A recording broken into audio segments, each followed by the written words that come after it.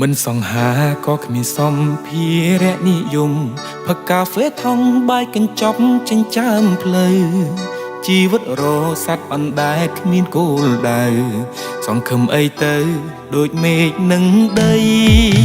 គ្រាន់ skin care គេស្មើប្រាក់ខែយើងមួយខែហើយបាយមួយពេលយើងអាចចាយ 3-4 ថ្ងៃជីវិតគេលយហឺហាហើយជោគជ័យយើងគ្មានសល់អ្វីសល់តែបំណុល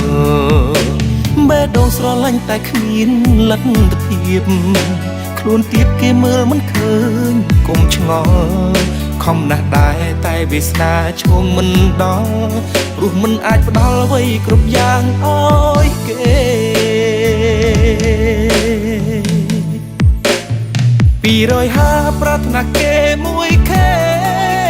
ចង់សាច់ទេតាឯងនេះជាអីបើកប្រាក់ខែមកម្ដង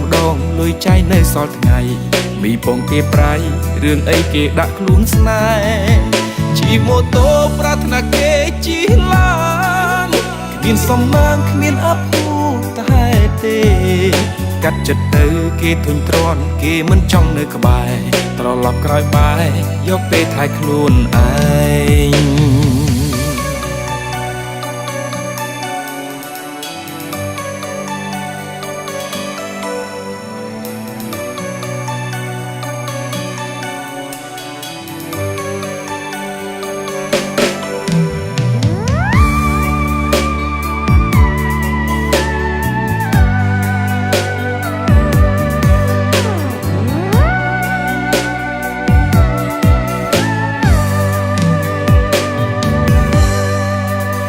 skin care គេស្មើប្រាក់ខែយើងមួយខែ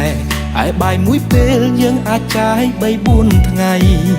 ជីវិតគេលយហឺហាហើយជោគជ័យយើងគ្មានសល់អ្វី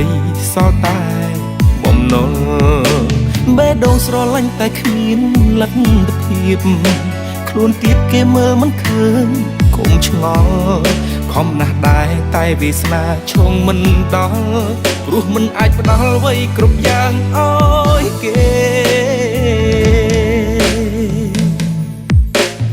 250ប្រាថ្នាគេមួយខែចង់សាច់ទេតាឯងនេះជាអីបើកប្រាក់ខែមកម្ដង